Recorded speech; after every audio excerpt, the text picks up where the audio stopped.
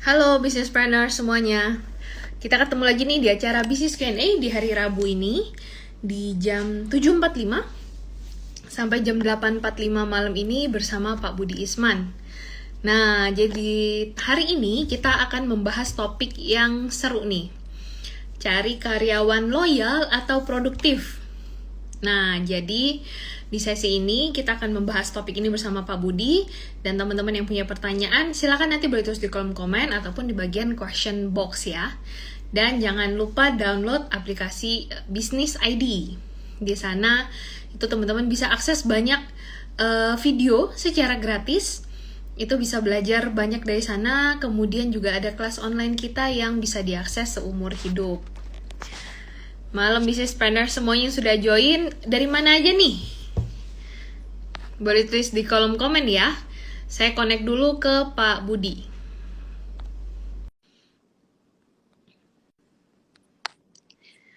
Oke.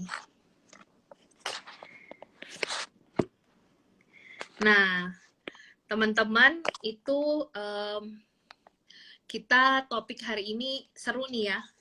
Membahas soal cari karyawan loyal atau produktif. Nah, teman-teman yang nanti udah punya pertanyaan, bisa langsung ditulis di kolom komen ataupun di bagian question box untuk kita diskusikan bersama ya. Oke, saya send invite lagi ke Pak Budi seperti tadi belum bisa. Teman-teman yang join dari mana aja nih? Boleh tulis kolom komen ya. Dan di Sabtu ini kita juga ada acara Business Forum. Pembicaranya akan segera dan topiknya akan segera kita publikasikan, jadi teman-teman juga bisa ikutan. Malam nih dari Abang Yoki, malam Pak Budi, Melisa, kawan-kawan businesspreneur semuanya. Oke, bergabung ada dari Jakarta, Scone Cookies, dari Jombang, dari mana lagi nih? Dari Palembang. Belum bisa ya. Kita connect lagi ke Pak Budi. Majalengka.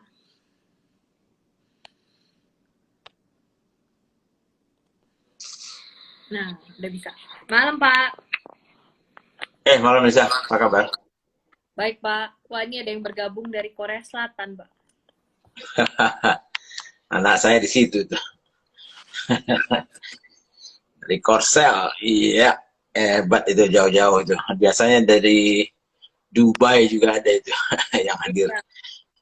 Ini yang hadir Palembang juga ada, saya lihat ini. Rajin semuanya. Apa kabar Nisa? Baik, Pak Budi. Pak Budi, apa kabar, Pak? Baik, baik. Full day. Dari pagi sampai malam.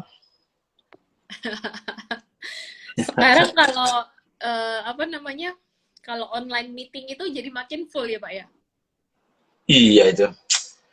Jadi ya nggak apa-apa lah demi teman-teman. Jadi demi teman-teman. Selamat malam semuanya teman-teman. Pekanbaru hadir ya, luar biasa ya. Kalau ada Bukit Tinggi juga. Itu kampung halaman waktu kecil saya itu.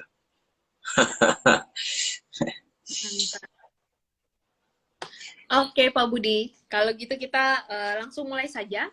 Jadi Ya. malam ini kita membahas topik seru nih, teman-teman. Mengenai cari karyawan loyal atau produktif nih. Nah, ini kan banyak pertanyaan ya, bagaimana sih karyawan tuh supaya loyal gitu kan? Dan kalau karyawan loyal itu nanti kinerjanya turun atau gimana, itu seperti apa?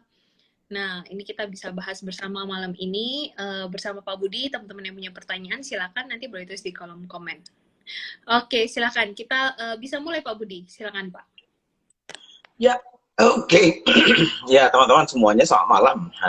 Selamat datang kembali ya di acara mingguan ya dengan saya setiap hari Rabu ya, Rabu 7.45, kalau Senin dengan Pak Baskoro Hadi. Nah, topik yang malam ini memang kita coba ambil yang dari posting saya, Melisa, yang tadi pagi ya. Yes. Karena mencoba memprovokasi pemikiran teman-teman ini, sesuatu yang paradoks mungkin ya. Ini karena ini kebetulan kira-kira 2 minggu yang lalu juga ada salah satu teman yang kebetulan saya mentor juga. Nah, salah satu isu yang kita bahas itu sebetulnya salah satunya adalah soal loyalitas dari karyawan itu penting atau tidak sih kan itu ya. Karena uh, di zaman sekarang dia cerita bahwa susah sekali ya Pak cari orang-orang yang loyal ya, yang tahan lama di sebuah perusahaan. Mereka sering pindah, apalagi mungkin anak-anak milenial. Saya nggak tahu ya apakah memang seperti itu semua atau tidak. Tapi memang kadang-kadang dengan berjalannya waktu gitu ya, memang berbeda ya di zamannya mungkin, even zamannya saya pun mungkin soal loyalitas itu menjadi pertanyaan juga di kita ya, di sebuah perusahaan gitu. Mungkin sebelum saya mungkin ya, mungkin kira-kira mungkin kalau orang yang bekerja 50 tahun yang lalu, 60 tahun yang lalu, apalagi misalnya model perusahaan Jepang dulu itu kan ada istilahnya itu lifetime employment namanya ya. Betul. Atau kalau di Jepang itu terkenal banget itu kalau bekerja di satu perusahaan tuh bisa sampai ya dari awal sampai akhir ya di situ gitu.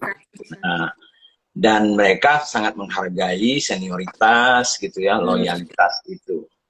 Nah, berkembangnya waktu di zamannya tentunya saya bekerja itu sudah mulai sebetulnya itu dipertanyakan gitu. Nah, zaman sekarang kalau kita lihat yang paling banyak itu kan yang akan menjadi tenaga kerja kita nantinya, baik sekarang maupun ke depan, yang paling banyak itu kan anak-anak milenial sama Gen Z ini ya. Itu yang akan masuk ke dunia kerja ya. Kalau Anda misalnya sebagai entrepreneur mencari tim atau karyawan gitu ya. Nah, mungkin dari orang-orang seperti itu. Nah, konsep loyalitas sendiri mungkin bagi mereka sudah berbeda dengan zamannya saya gitu. Nah, loyalitas itu apa sih kan gitu ya. Nah, ada yang menarik sebetulnya yang ngasih komen di postingan saya, di mana itu sudah saya sampaikan dari dulu. Karena saya sendiri, ya, artinya saya sendiri mengalami ya. Saya sendiri selama karir saya, saya sudah bekerja di mana tuh? ExxonMobil, Shell misalnya ya, kala-kala Coca-Cola, kemudian Sari-Sada, Danone, mungkin 5 perusahaan gitu ya. Artinya saya sendiri juga ada apa namanya ya, ada juga konsep bahwa ya soal loyalitas itu penting atau tidak. Karena saya susah juga mengatakan saya loyal di sebuah perusahaan atau tidak, karena saya sendiri sudah hampir 5 perusahaan saya bekerja seumur hidup saya gitu. Nah, jadi makanya tadi itu saya coba lempar pertanyaan itu ke teman-teman gitu ya. Apa sih yang penting? Nah, teman-teman mungkin bisa jawab nih. Bagi yang teman-teman yang hadir, ya coba deh jawab. Lebih suka mana? Karyawannya loyal, ya, atau karyawan yang produktif? Nah, coba. Ya, jadi loyal atau produktif. Nah, mana nih? Kalau teman-teman boleh pilih, ayo coba ditulis di chatnya itu. Saya mau lihat ini, mau survei kita yang mana yang paling banyak misalnya ya. Oke. Teman-teman boleh loyal. di kolom komen nih.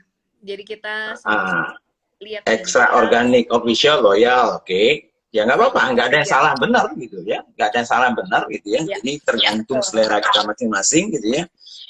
Oke, Tengku Mareza produktif, oke. Produktif, oke. Produktif dan loyal. Ya, betul. Dua-duanya, oke. Loyal dan produktif tambah mantap. Iya, betul ya. Artinya kalau saya lihat di sini mungkin kalau saya lihat ini mayoritas kalau saya lihat tadi itu yang produktif gitu ya. Tentunya loyal dan produktif itu ideal ya, idealnya. Jadi artinya apa? Kenapa saya angkat ini ya? Produktif tapi kalau ditinggal pusing juga. Belum ada pengganti waspada. Nah, jadi kan itulah, itu kan salah satu persoalannya. Ya, orang loyal tapi bagus, kompeten, produktif, ideal, gitu ya. Nah, tapi apakah akan bisa kita mendapatkannya sekarang ini? Mungkin bisa, mungkin juga tidak ya.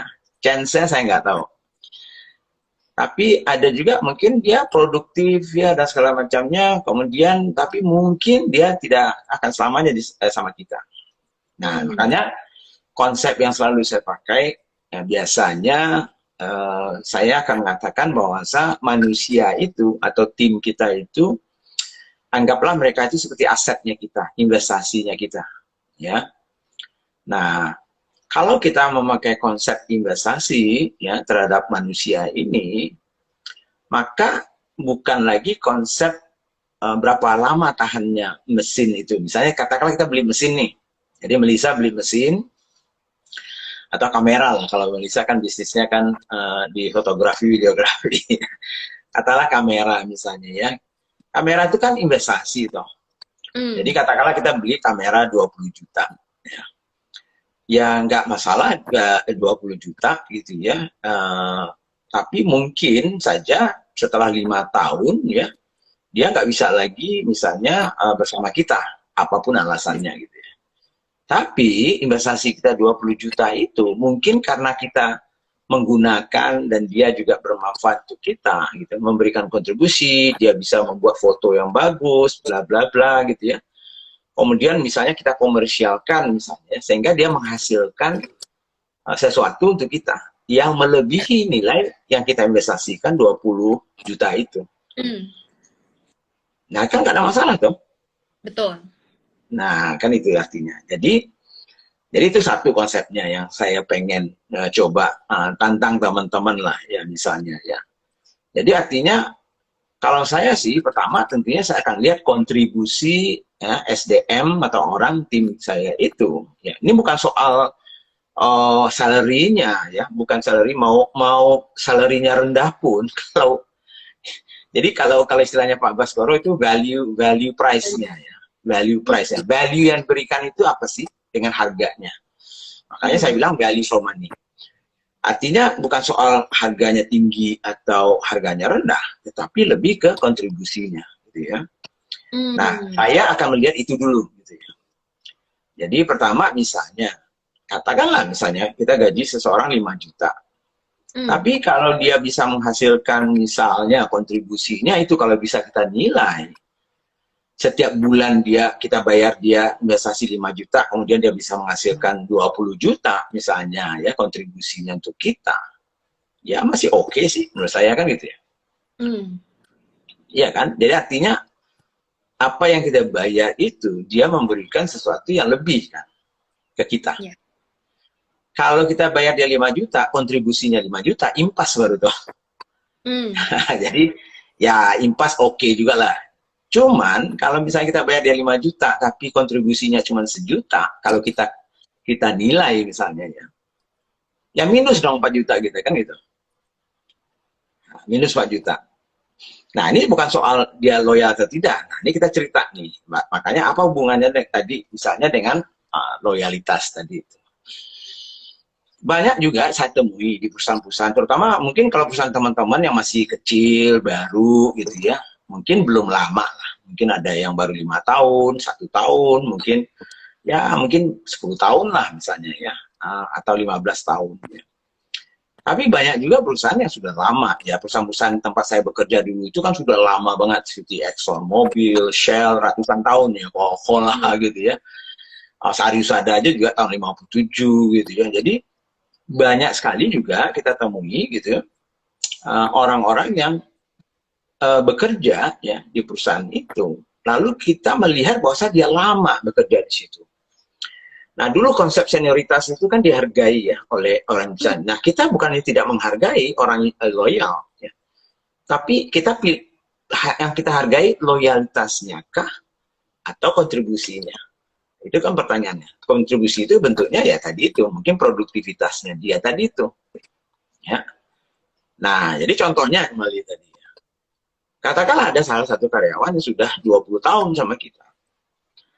Berapapun gajinya, kalau kontribusinya, kalau bisa kita nilai, itu di bawah dari investasi gaji atau apapun yang kita berikan ke dia, maka dia kan tidak produktif. Malah dia minus.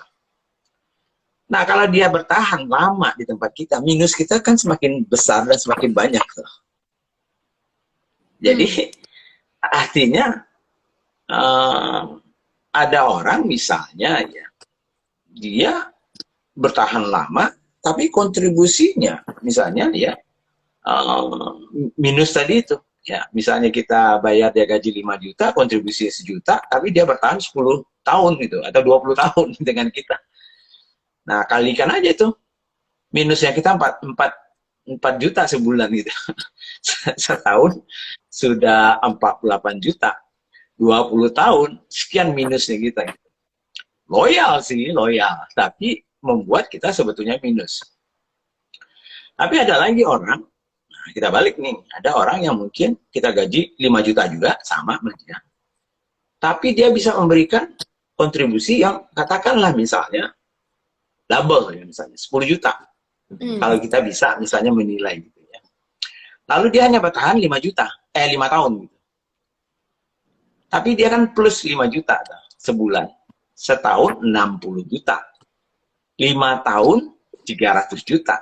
Artinya ini aset kita ini memberikan kita sebetulnya ya, nilai ya, yang tadi itu mungkin 300 juta tadi itu gitu ya. Ya 300 juta ya. 300 juta itu selama 5 tahun. Dibandingkan orang yang loyal 20 tahun tapi minus 200 lebih juta ya. Nah, sekarang pertanyaannya kita pilih yang mana kan itu. Nah, tentunya teman-teman mengatakan ya kalau bisa ya yang 5 juta yang menghasilkan itu bisa selamanya dong kita. Oh, bagus kan gitu ya. Itu nenek-nenek juga mau seperti itu kan.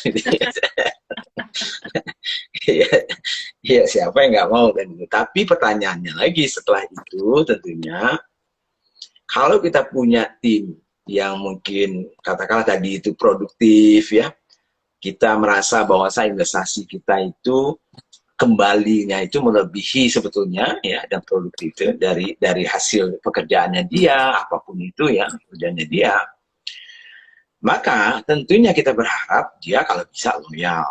Nah, disitulah juga harusnya teman-teman ya tadi itu yang pengen memilih produktif dan loyal. Nah, tentunya Anda juga harus memikirkan bagaimana nih cara orang-orang ini bertahan selama mungkin. Nah, apakah dia bisa bertahan selamanya? Ya, belum tentu juga sih.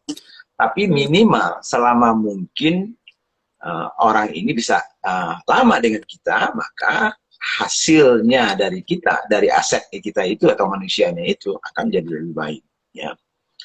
Nah, kalau orang-orang produktif biasanya ya, itu challenge-nya atau tantangannya untuk kita, orang produktif, orang bagus, orang kompeten, tantangannya adalah ya banyak yang mau kan gitu. Betul. Nah, jadi saya yakin Melissa juga pasti ada mungkin timnya yang pernah keluar, yang bagus gitu ya, dan segala macam. Nah, tantangannya untuk kita adalah bagaimana mempertahankan mereka kan gitu. Nah, disitulah yang harusnya kita juga memikirkan bagaimana membuat tentunya sistem atau membuat faktor-faktor yang bisa menyebabkan dia tinggal lebih lama, itu bisa kita berikan ke dia.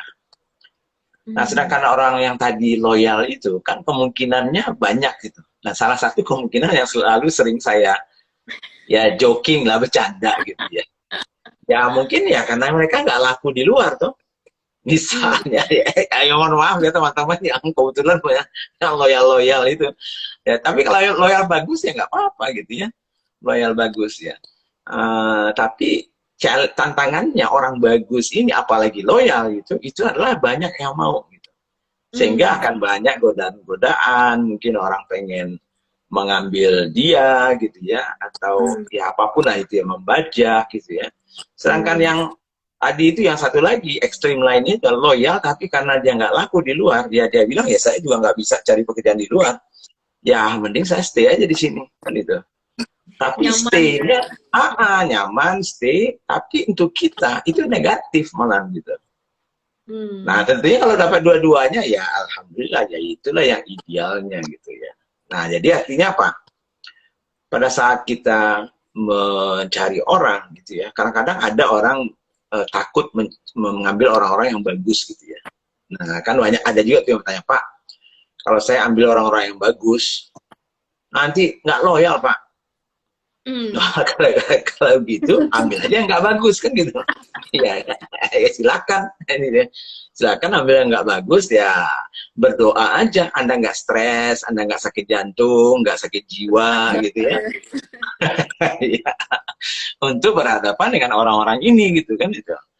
Nah, Hmm. jadi kadang-kadang ketakutan kita adalah kalau mereka bagus, mereka sebentar aja di kita dia pindah. Ya pertama pertanyaan saya adalah penyebabnya pindah itu apa kan itu ya. Hmm. Sebab biasanya kadang-kadang kita sering sebagai perusahaan hanya menyalahkan orang yang pergi itu. Yes. Padahal mungkin kita sebagai perusahaan atau pemilik perusahaan atau entrepreneurnya juga punya kontribusi yang sangat besar malahan yang membuat orang itu tidak betah kan gitu. Hmm. Kalau orang yang loyal yang nggak jelas itu, yang nggak laku di luar itu, ya mereka mau you maki-maki pun dia tetap aja terima tuh sih ya apa ya pokoknya gue oke aja lah pokoknya asal gue masih kerja di sini gitu. Nah ya tapi kalau orang-orang yang bagus sih mungkin nggak mau dia kan gitu.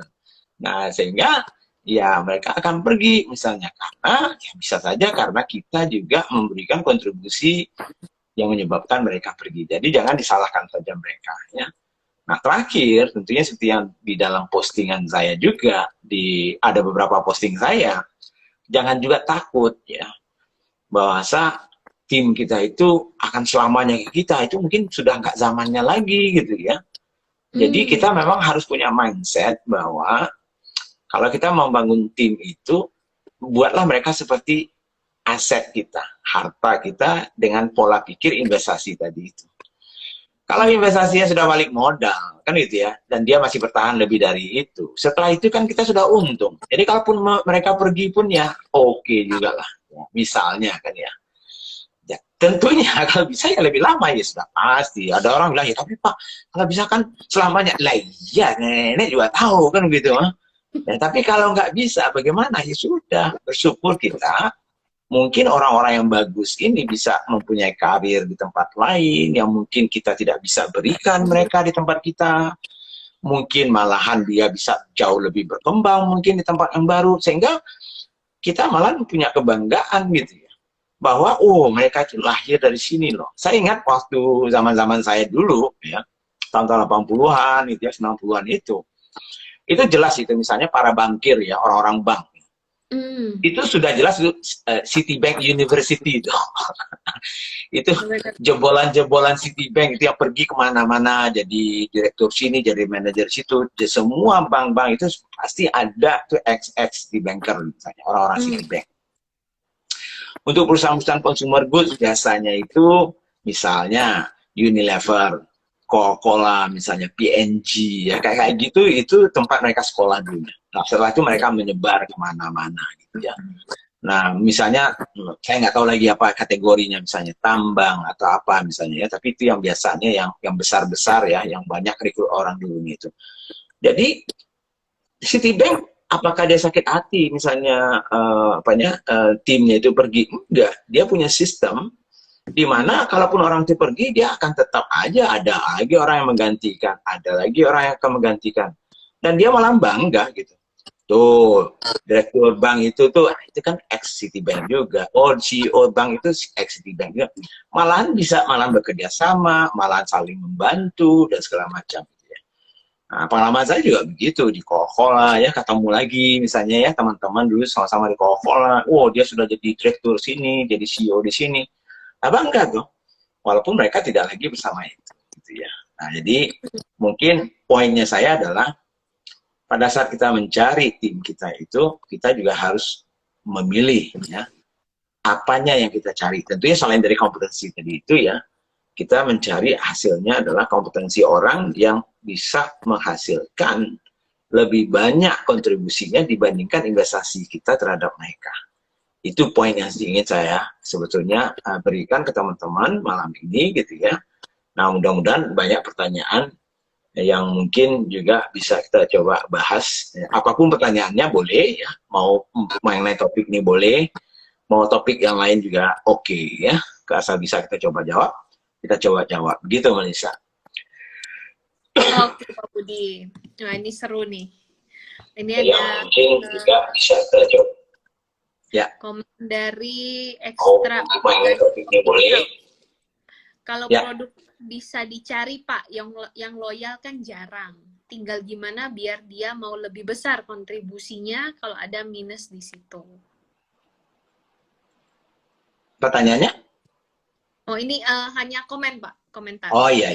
Oke. Iya. Oke, kita pertanyaan untuk teman-teman yang punya pertanyaan, silahkan ditulis di kolom komen ya, jadi bisa kita bahas. Untuk pertanyaan pertama dari Anton Subakti. Oke. Mending pilih yang mana, Pak? Karyawan yang lama, mungkin tadi sudah terjawab juga, karyawan lama yang loyal, tapi skillnya pas-pasan, dan perlu diajarin terus, atau rekrut karyawan baru yang kompeten tapi gajinya lebih tinggi.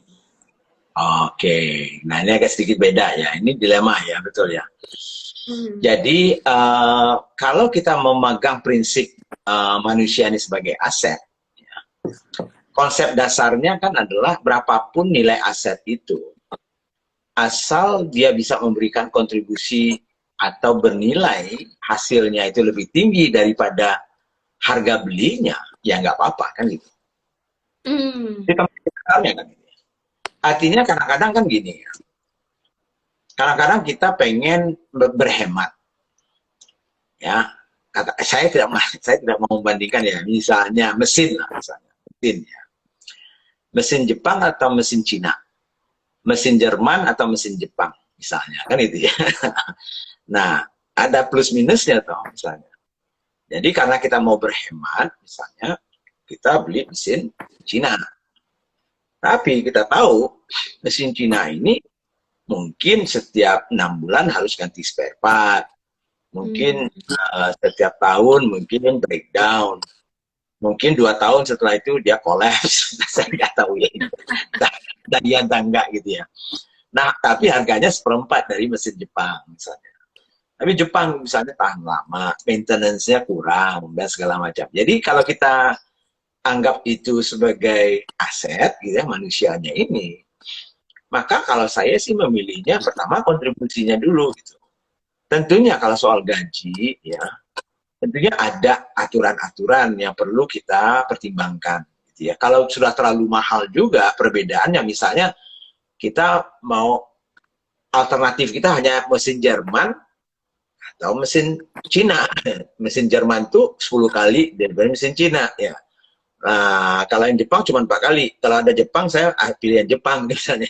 Tapi kalau nggak ada, waduh, kalau Jerman sih kayaknya nggak masuk nih di budget saya. Mungkin nggak ini misalnya ya. Nah, kalau begitu mungkin ya sudah, saya pakai dulu lah yang mesin Cina ini. Kan kira-kira kan gitu ya. Walaupun mungkin harus saya training, harus saya develop dulu ya. Mungkin produktivitasnya tidak setinggi yang bisa saya harapkan langsung misalnya. Jadi pertimbangannya saya itu lebih ke produktivitasnya dulu ya. Kalau harga itu relatif, kembali saya katakan tadi itu pertama relatif terhadap kontribusinya atau nilai yang bisa diberikan kembali, tapi juga tentunya relatif juga terhadap kemampuan kita. Ya kalau kita nggak mampu ya jangan dong kan itu ya. Dan juga tentunya nanti ada secara teori dan secara prakteknya kita juga harus melihat ada misalnya itu fairness ya, keseimbangan antara gaji seseorang dengan gaji orang lain ya, jangan juga terlalu besar jomplangnya kalau apalagi kalau pekerjaannya sama gitu. Yes, benar Pak. Oke, kita next ke pertanyaan berikutnya dari di question box dari Naiborhu Ferdinand. Bagaimana pandangan Pak Budi pengaruh budaya organisasi terhadap produktivitas dan loyalitas? Aduh, kayak judul skripsi nih, Pak. Pengaruh budaya organisasi terhadap loyalitas dan produktivitas. Banyak banget. Gitu. Ya. Banyak karena saya mengalaminya gitu. Tapi mungkin teman-teman tidak menyadarinya, karena budaya itu kadang-kadang kita tidak sadar karena dia akan mempengaruhi secara tidak langsung gitu ya. produktivitas dan loyalitas dari karyawan kita itu. Jadi misalnya ya, katakanlah misalnya produktivitas orang ini bisa meningkat kalau misalnya ada keterbukaan misalnya di antara sesama manajemen dan segala macam dan karyawan. Nah, kalau budaya perusahaannya itu misalnya terbuka, ya, menerima masukan-masukan dari karyawan sehingga membuat karyawannya lebih produktif misalnya. Nah, itu kan budaya. Dibandingkan misalnya ada perusahaan yang malah tertutup banget gitu. Pokoknya karyawan tuh nggak boleh tahu. Yang penting lo gue kasih kerjaan, ini kerjaannya, ya udah lo kerjain aja itu. Lo kagak perlu tahu yang lain-lain gitu. Nah mungkin ya saya nggak tahu hasilnya bagaimana ya, tapi biasanya saya lihat hasilnya itu yang jauh biasanya yang lebih terbuka ini lebih bagus gitu. Ini contohnya pengaruh budaya itu. Nah, akibat dari budaya ini pun tentunya akan membawa suasana dan lingkungan kerja kita. Nah, biasanya untuk orang-orang menyebabkan orang itu loyal dan tahan lama, salah satu faktornya sebetulnya adalah lingkungan kerja. Itu salah satunya kan itu. Ya kecuali tadi yang contoh saya ekstrim tadi itu yang ya memang dia nggak peduli gitu mau lingkungan kerjanya kayak neraka pun, tapi karena dia nggak ada jalan lain, nggak ada kerjaan lain, ya gue neraka pun juga nggak masalah, gue terima aja gitu. Tapi secara umum tentunya orang-orang itu yang normalnya gitu orang akan memilih lebih lama stay atau tinggal di sebuah perusahaan yang tentunya tempat kerjanya nyaman, lingkungan kerjanya, cara kerjanya itu sesuai dengan mereka. Nah itu adalah budaya dan nilai-nilainya mereka. Oke Pak Budi, kita lanjut ke pertanyaan berikutnya dari relativisme. Malam Pak, bagaimana penerapan tadi misalnya loyalitas dan produktivitas itu pada LSM yang sistemnya tuh kerelawanan Pak? Ya, LSM ini kan mirip dengan seperti yayasan sosial atau bisnis sosial ya. Kalau objektifnya memang apa namanya ya adalah lebih ke misi-misi non-profit istilahnya ya, yang tidak itu biasanya ini pengalaman saya ya, biasanya orang yang masuk ke situ pun sebetulnya sudah tahu bahwa yang akan memotivasi mereka itu bukan lagi uang. Yang memotivasi itu adalah mungkin kesamaan visinya, ada mungkin purpose khususnya, pengen membantu banyak orang, ya. Jadi itu yang akan membuat, dan malahan menurut saya nih, ya perusahaan-perusahaan yang punya seperti itu, mungkin loyalitas orang-orangnya malahan lebih bagus gitu. Ya, kalau tentunya orang-orang itu memang masuk ke sana karena misinya itu, bukan karena uangnya. Tapi kalau ada orang yang misalnya, waduh Pak, saya nggak ada kerjaan lain nih, tapi ada LSM nih yang milih saya, gajinya kecil nih, tapi ya udahlah daripada nggak kerjaan, ya saya kerja di situ. Ya saya yakin dia nggak akan tahan lama gitu. Ya, tapi berapa banyak teman-teman saya yang bekerja di yayasan sosial, kayak itu lama dia bertahan karena misinya bukan lagi uang. Itu misinya adalah dia memberikan sesuatu ke masyarakat, atau dia merasa apa yang dia kerjakan itu menjadi sesuatu pahalanya dia, apapun itu kan. Itu jauh lebih bagus sebetulnya dibandingkan uang gitu. Nah kalau bisa kita kombinasikan itu di perusahaan-perusahaan kita, itu luar biasa. Nah disitulah perlunya visi, purpose, missionnya perusahaan itu yang bisa, kalau bisa connect dengan misi dan visinya pribadi itu. Nah itu yang membuat orang juga pengen bertahan lama karena ya sesuai nih misinya gitu. Yes, betul Pak. Oke, next dari Hanifawa. Karyawan yang keluar rata-rata ini kayaknya sempat kita bahas juga nih Pak. Salah satu ketakutannya adalah karyawan yang keluar itu rata-rata ambil ilmu dari perusahaan kita, kemudian dia mengcopy produk kita dan menjualnya sendiri dengan mereknya sendiri. Dan jadi saingan kita. Bagaimana Pak Budi? Jadi solusinya adalah tidak memilih karyawan yang pintar, ya cukup yang bodoh-bodoh, tapi loyal gitu ya. Tapi ya sakit jiwa kita, perusahaan kita nggak maju-maju. Jadi ya itu kan pilihannya kan. Kalau nggak yang ini, kalau takut yang ini, berarti kebalikannya dong kita ambil.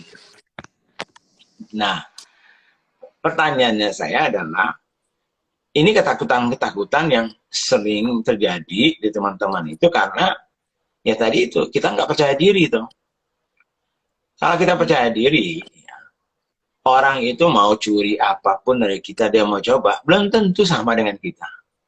Mungkin passionnya belum tentu sama dengan kita. Mungkin cara eksekusinya belum tentu. Kayak lah, anak-anak sekarang kan, kalau soal pengetahuan mah, wah lebih hebat mereka dari saya atau dari siapapun gitu ya. Karena tinggal di Google aja, tahu semuanya. Wah, mau teori Einstein aja kalah. Kalau soal pengetahuan, tinggal Mr. Google dan Mbak Google gitu. Ya kan itu. Tapi begitu mengaplikasikan teorinya misalnya ya, oh ini caranya begini loh, saya tinggal Google, oh ditulislah ini. Tapi begitu mengaplikasikan, belum tentu sama tuh. Karena ya mungkin membutuhkan pengalamannya, mungkin membutuhkan cara-cara trik-trik yang berbeda ya. Bisa saja sih mereka mencari itu. Jadi kekhawatiran itu ya tidak ada. Jadi saya nggak kebayang kalau misalnya perusahaan-perusahaan seperti yang besar di Amazon, Gojek, Microsoft, Coca-Cola, misalnya Unilever dan segala macam itu, kalau takut gitu ya dia cari aja orang bodoh semua gitu. Bayangkan itu Citibank itu berapa banyak orang yang keluar. Ya Citibank tetap aja, Unilever tetap aja besar gitu. Coca-Cola tetap aja. Nah, kan itu ya. Jadi seberapapun itu belum tentu sama ya. Jadi tinggal kita aja. Kalau kita goblok juga, gitu ya. Artinya kita nggak mempertahankan bisnis kita dengan baik, kita nggak mengerjakannya dengan baik, dan mantan karyawan itu mengerjakannya lebih baik dari kita, ya bisa-bisa juga kalah juga kita. Tapi bukan salahnya dia kan itu, salahnya kita. Tapi bagi saya paling gampang gitu aja lah Melisa. Kita beli pintar tapi gimana Pak? Nanti dia curi ininya, nanti dia keluar. Oke, kalau gitu ambil aja orang bodoh. Bodoh? Kalau saya mah nggak mau saya. Ya. Ya. Benar. Betul Pak. Makanya sebenarnya kalau kita lihat kayak perusahaan-perusahaan multinasional gitu, itu mereka itu nggak takut untuk memberikan training ke karyawannya ya Pak ya. Walaupun mereka tahu bahwa karyawannya juga nggak akan stay di sana seumur hidup gitu. Iya, tapi betul. mereka nggak segan-segan untuk meningkatkan kapabilitas sama kemampuan dari timnya gitu, karena mereka juga melihat produktivitas ya Pak ya. Jadi selama dia bekerja di sini dan dia produktif, ya udah gitu. Karena kalau namanya kita kerja, udah pasti ilmu itu kan jadi harta personal juga ya Pak ya. Jadi ilmu dapat dari perusahaan itu ya otomatis akan terbawa kemanapun dia pergi gitu kan. Jadi yang penting ya balik lagi ke kontribusinya selama itu gitu. Betul. Dan ini pengalaman saya pribadi ya. Saya waktu di Amerika, waktu ngambil S2 saya, itu saya dikasih beasiswa oleh Mobil Oil. Ya. Keren. Tapi nggak ada ikatan. Iya, nggak ada ikatan. Kan itu, nggak ada ikatan. Artinya mereka berharap saya kalau selesai bekerja sama mereka. Tapi kalau tidak pun nggak ada masalah. Jadi waktu saya dulu misalnya selesai gitu ya, akhirnya saya ya karena saya berutang budi juga sama mereka. Tapi mereka tidak ada kontrak saya dengan dia. Kalau Anda setelah selesai nantinya itu Anda harus bekerja dengan kami selama berapa tahun. Kan pegawai negeri kan gitu tuh. Kalau Anda disekolahkan tuh Anda harus bekerja 30 tahun ya. Kayak adik saya gitu tuh. Sampai sekarang udah berkarat dia jadi PNS. Nah saya nggak ada loh. Cuma karena saya berutang budi. Jadi pada saat waktu saya selesai itu, saya kirim surat banyak ke perusahaan-perusahaan lain gitu ya untuk bekerja di Amerika waktu itu. Dan ada sekitar 7 atau 8 lah, saya nggak persis ya. Waktu itu yang mau terima saya gitu. Termasuk waktu itu ada Citibank, ada Warner Lambert waktu itu. ada beberapa perusahaan minyak, beberapa consumer goods juga. Tapi waktu saya bilang sama mobil oil, saya sudah selesai karena saya berutang budi. Anda memberikan saya beasiswa. Kalau ada pekerjaan di tempat Anda, ya saya mau bersedia gitu. Kalau tidak, maka izinkan saya bekerja di tempat yang lain karena ada yang menunggu. Akhirnya mereka mau gitu. Akhirnya mereka interview saya waktu itu di New York. Saya bilang, oke, kalau begitu kamu udahlah bekerja di sini aja, di Amerika aja. Nah, kirim saya ke Texas kan itu. Tapi itu pun nggak ada itu ikatan-ikatan itu nggak ada. Karena mereka percaya bahwa salah satu yang tadi itu yang saya bilang, salah satu yang membuat orang tidak pergi itu, salah satunya yang memberikan kontribusi itu adalah perusahaan itu sendiri gitu. Kalau kita tidak bisa memberikan kenyamanan, ya, pekerjaan yang menarik, ya, lingkungan kerja yang bagus, ya mau diikat pakai apapun, orang akan keluar gitu.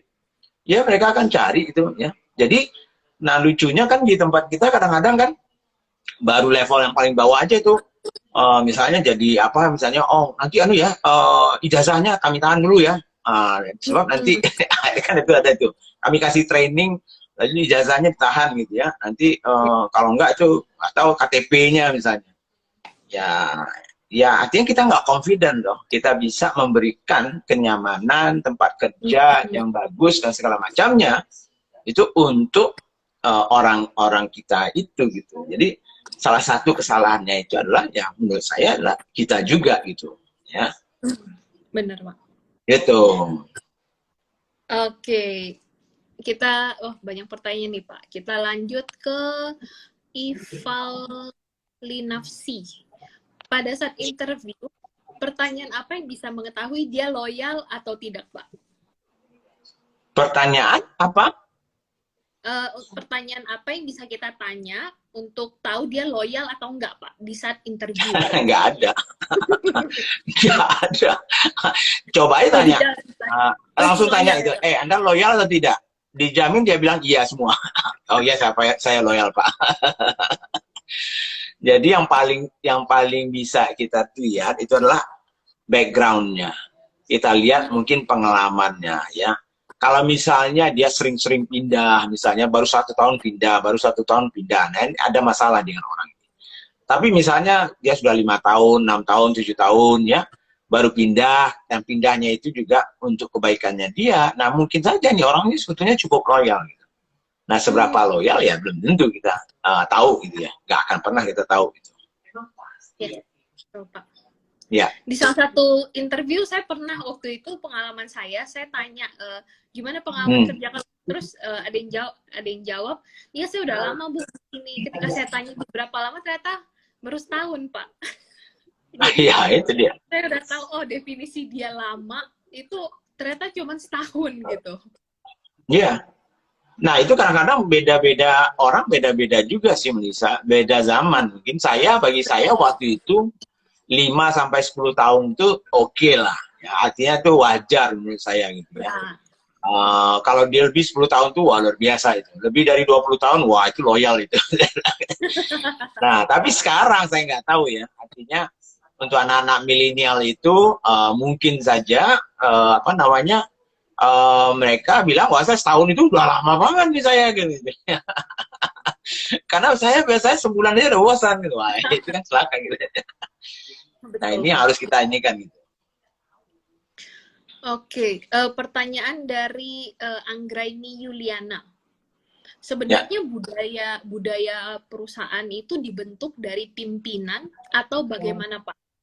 Saat saya masuk kerja pertama susah banget buat karyawan berubah. Ya, kalau perusahaannya masih kecil, biasanya budaya perusahaan itu kalau belum kita bentuk sendiri gitu, biasanya lah budaya ownernya, budaya foundernya, budaya CEO-nya, itu biasanya secara tidak langsung, secara informal, itulah budayanya mereka gitu. Ya karena mereka itu yang menunjukkan ya actionnya mereka, melakukan apa saja ya, dan itu yang akan ditiru oleh orang-orang itu, kan itu ya. Istilahnya panutannya. Kalau panutan itu ya, panutan itu apa namanya ya, apa yang dilakukan oleh bosnya, ya itu yang akan dilakukan. Lama-lama itu kan menjadi kebiasaan. Nah, kebiasaan itulah yang lama-lama, lama, makin terus dilakukan menjadi sebuah budaya gitu. Nah, cuman yang perusahaan yang bagus biasanya mereka memilih tentunya melihat ya visinya bagaimana, nilai-nilainya mereka apa, sehingga mereka bentuk sendiri gitu. Jadi tidak lagi tergantung ya kepada ownernya atau siapa, mereka bentuk budaya apa sih yang kita mau kan itu. Kalau misalnya ownernya kemarin itu budayanya misalnya tidak transparan misalnya ya. Nah kalau kita merasa bahwa untuk kebaikan perusahaan ke depannya budaya transparansi itu penting, maka itu harus kita ciptakan gitu. Kita ciptakan, lalu kemudian ya kita akan bentuk itu menjadi sebuah kebiasaan-kebiasaan baru gitu. Oke. Gitu. Kita next question dari Kang Boci 69. Pak, bagaimana cara mengatasi karyawan yang suka maling, tapi sebenarnya dia handal? Handal tapi maling. Masuk penjara. Kacau ya, Pak. Kombinasinya. Ya, kita harus ini ya, ada dua hal kembali seperti yang saya bilang tadi itu. Biasanya kejadian-kejadian tertentu itu tidak sepihak biasanya ya. Sama kayak orang korupsi ya, Melissa ya. Orang korupsi, kita mengatakan pejabat itu korupsi, tapi yang memberi uang pejabat itu misalnya pengusaha misalnya atau siapapun lah misalnya. Lah, kalau pengusahanya nggak mau berikan, mau diminta kayak mau diapakan nggak akan jadi itu kan itu. Jadi contohnya, jadi artinya ada dua faktor yang nggak bisa kita hilangkan. Nah, termasuk misalnya pada saat kalau ada karyawan yang misalnya yang maling misalnya. Nah, maling itu biasanya kan kalau punya kesempatan tuh. Nah, kesempatan itu kita mungkin karena kita tidak punya sistem mungkin ya. Sistem untuk mengontrol, sistem untuk misalnya nggak ada itu cerita di perusahaan itu ya. Walaupun kita mengatakan orang kita baik-baik semuanya. Sebaik-baiknya orang ya takutnya nanti kalau ada kesempatan nanti setan itu masuk gitu. Iya kan, kita berdoa tidak gitu, tapi ada aja tuh yang jahil setan itu kata oh ini kesempatan nih gitu ya, padahal dia baik banget gitu. Nah sehingga dia terjebak di situ. Jadi harus dua-duanya.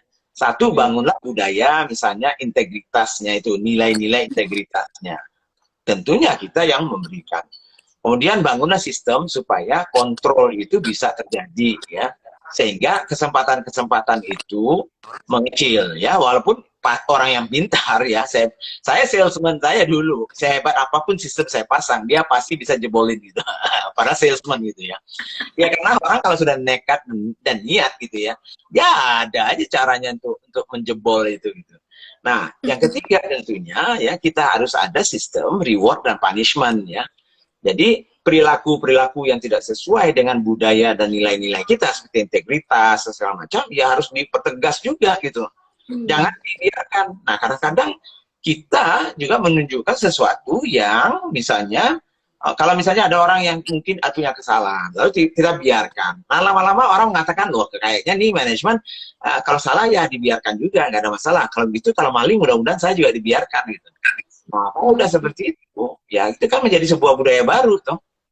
Nah, ini yang ada beberapa faktor yang harusnya kita lakukan ya supaya meminimumkan, menghilangkan 100% saya nggak jamin itu bisa ada. Sehebat apapun perusahaannya, itu akan tetap ada seperti itu. Oke, kita lanjut ke Konita Jaida. Bagaimana menanggapi bos yang dikasih ide karyawan buat memajukan perusahaan, tapi si bos memilih keponakannya, sedangkan ponakannya juga sebagai salah satu karyawan perusahaan? Mana menanggapi bos yang dikasih ide karyawan buat memajukan perusahaan, tapi si bos memilih putihan, apa? Kayaknya itu typo, saya juga agak bingung sih Pak, itu apa? Berarti keponakannya, sedangkan keponakannya juga sebagai salah satu karyawan perusahaan. Saya kurang mengerti itu maksudnya. Jadi menanggapi bos yang dikasih ide karyawan, ya. Jadi buat memajukan perusahaan, jadi ada karyawan mungkin ngasih ide ya kali ya. Nah, tapi si bos memilih keponakannya, sedangkan keponakannya juga sebagai salah satu karyawan. Oh, jadi mungkin gini, mungkin ada ide nih dari karyawan A misalnya ya. Lalu ada ide bagus, tapi tiba-tiba si pemiliknya kasih ide itu ke ponakannya melakukan, ponakan itu juga karyawannya, gitu ya. Mungkin ya, saya nggak tahu. Nah, kalau itu ya mungkin ya ada beberapa hal sih sebetulnya ya.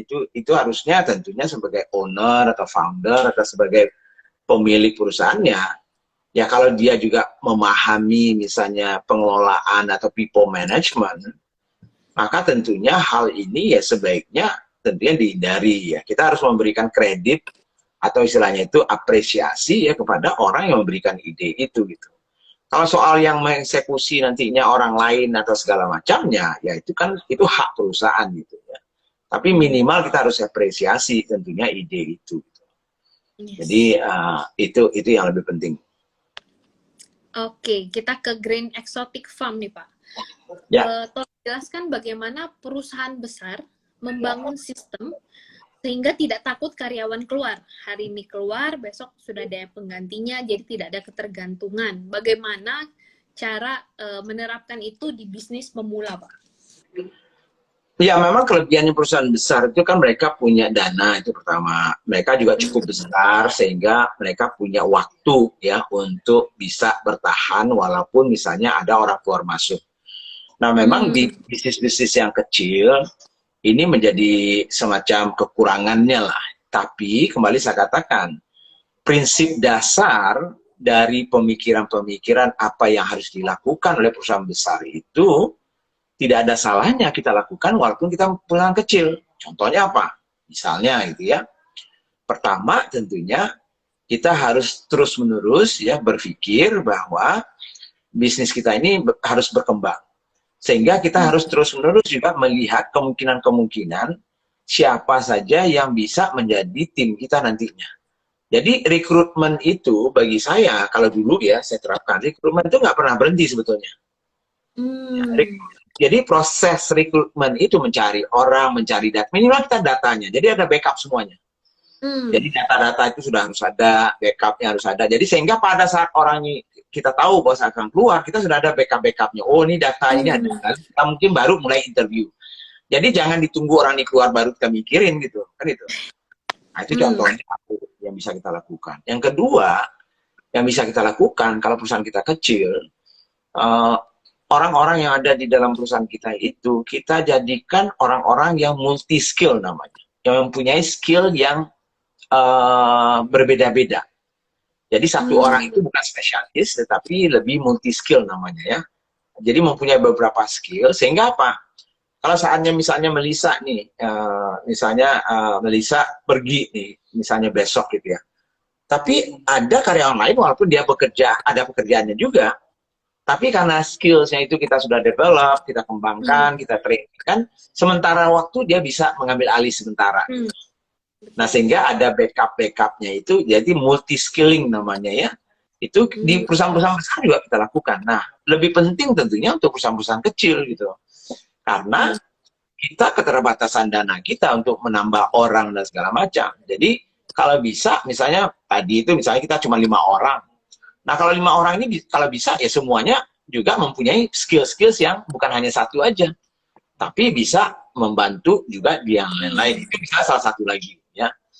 Lalu yang ketiga tentunya seperti yang saya sampaikan tadi itu bahwa ya bangunlah tempat kerja Anda itu walaupun Anda kecil ya, semenarik mungkin ya, sekondusif mungkin sehingga ya karyawan itu pertama mungkin betah ya, yang kedua mungkin saja kalau misalnya seandainya dia pergi pun ya, kita bisa saja menerapkan policy atau istilahnya itu kebijakan.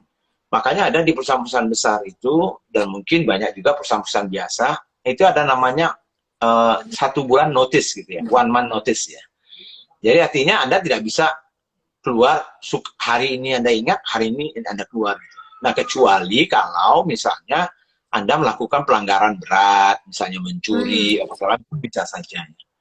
Tapi kalau kita terapkan misalnya kebijakan seperti itu, di mana setiap orang Yang masuk itu kita minta tanda tangan kontraknya, di mana di kontraknya itu misalnya kita sebutkan bahwa kalau Anda nantinya mau resign atau keluar itu, Anda harus memberitahu kita 1 bulan sebelum. Jadi kita punya waktu. Ya, itu salah satu lagi yang bisa kita lakukan.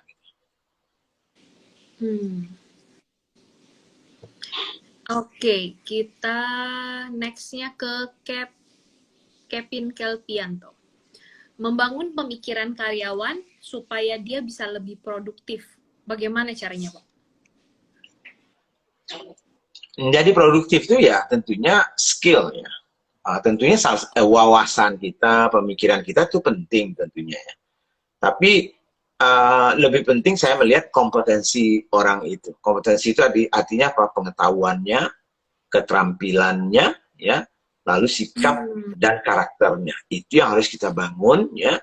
Kalau mereka itu kompeten di pekerjaannya itu karena apa namanya itu pengetahuan, skills dan segala macamnya itu lengkap, maka biasanya mereka produktif gitu ya. Tapi biasanya yang tidak produktif itu adalah yang kompetensinya atau pengetahuan, skills, karakter dan segala macam itu yang belum lengkap. Maka salah satu tugas kita sebetulnya adalah mengembangkan mereka. Apakah melalui training formal maupun informal, bisa mentoring, bisa coaching, bisa on the job, macam-macam. Dan tidak perlu biaya banyak. Malah mungkin tidak perlu biaya malah. Nah, itu. Iya. Gitu. Yes. Benar, Pak.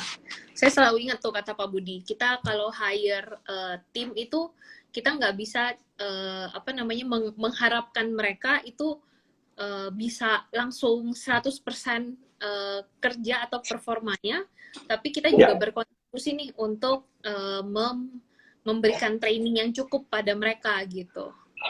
Ya, iya banget. Artinya saya aja waktu itu saya yang mungkin boleh dikatakan cukup senior ya, misalnya waktu dari Coca-Cola saya sudah menjadi direktur grup, lalu masuk menjadi CEO-nya di Sariwisada dulu. Ya butuh waktu juga saya belajar itu. Nggak bisa tiba-tiba ujuk-ujuk saya diangkat hari ini langsung produktif 100% gitu. Kagak ngerti. Jadi hebat apapun orangnya misalnya ya, nggak mungkin bisa produktif. Jadi kita juga berperan. Apapun itu terhadap produktivitas karyawan, pengembangan karyawan, keluar masuknya karyawan, loyal atau tidaknya karyawan, kita ikut andil di dalamnya. Yes. Gitu. Oke, Pak. Kita ke satu pertanyaan terakhir nih, Pak, di sesi ini. Ya. Dari If at Ibiza. Halo, Pak. Bagaimana cara mencari benchmark gaji staff yang sesuai dengan skillnya? Dan jika kita merasa performanya kurang, apakah kita bisa langsung berhentikan? Atau kita kasih kesempatan dia untuk berubah? Oke, mencari benchmark gaji itu macam-macam caranya. Kalau sebetulnya kalau kami dulu di perusahaan-perusahaan besar, itu malah ada namanya salary survey. Survei gaji ya, setiap level itu ya, dari industri-industri tertentu, misalnya industri minyak, industri makanan minuman, industri perbankan, industri misalnya kuliner atau segala macam itu ada biasanya. Dan data itu bisa kita dapatkan sehingga kita tahu nih, oh kalau di industri ini rata-rata gaji sekian, paling tinggi sekian gitu ya. Nah, tapi biasanya itu dibeli datanya gitu loh. Ya, dan itu cukup mahal gitu. Nah, kita mungkin yang tidak mampu membeli data itu, yang bisa kita lakukan adalah semacam mini survei aja. Jadi kira-kira lihat pesaing-pesaing kita, mungkin ya secara informal kita tanya ke timnya, ke karyawannya dan segala macam ya, lalu kita buatkan data-datanya gitu ya, sehingga kita tahu oh untuk operator kira-kira kalau di sebelah itu segini, di sebelah sini segitu ya. Lalu kita buatkan data sendiri ya.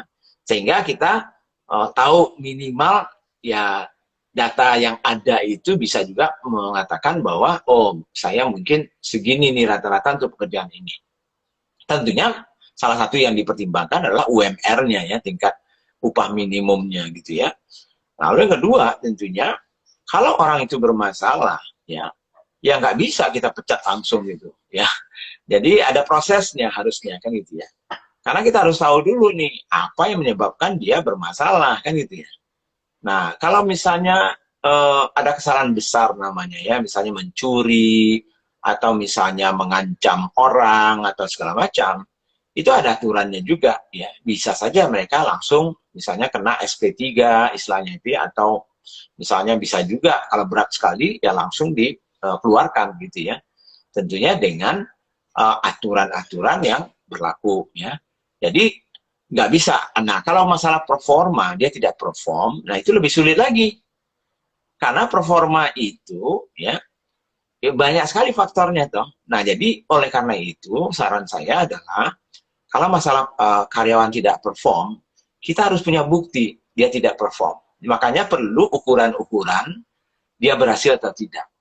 Lalu saya misalnya bilang, Melisa, kamu tuh nggak bagus, kamu nggak mencapai target. Loh, target saya apa, Pak? Dia sendiri nggak tahu gitu. Ya pokoknya kamu nggak bagus kerjanya. Ya tapi bagus nggak bagusnya bandingannya apa kan itu? Apa ukurannya saya bagus atau tidak bagus? Nah, kalau itu nggak ada, kita kan debat kusir. Nah jadi ukuran itu harus ada dulu ya. Kemudian penyebabnya kita cari. Jangan-jangan nantinya kembali kita juga ikut terlibat sebetulnya membuat dia tidak perform. Nah misalnya dia salesman, salah satu pekerjaannya adalah keliling-keliling untuk pergi jualan misalnya. Nah, untuk itu dia memerlukan kendaraan, misalnya ya saya contoh. Tapi kendaraannya dia nggak punya karyawan kemudian perusahaan juga tidak menyediakan. Lalu kita berharap dia jalan kaki. Lalu kalau jalan kaki ya berarti ya nggak cepat dia kan. Nah, dia akan berusaha sejalan kaki. Gitu. Lalu kita marah-marah sama dia. Padahal mungkin kita tahu bahwa pekerjaan itu ya harus yang orang yang punya sepeda motor atau kita yang menyediakan motor misalnya. Nah, kalau kita tidak menyediakan peralatan itu, lalu dia tidak perform, salah siapa? Salah satunya tentunya mungkin salah kita juga. Nah, kalau hal seperti itu kan susah kita mau mencat dia langsung. Jadi harus diperbaiki dulu kalau bisa. Kasih kesempatan, tapi kalau sudah ada fakta dan datanya, mereka tidak perform dan kita bisa ukur itu, nah itu ada aturan-aturannya, kita bisa mengeluarkan dia nantinya.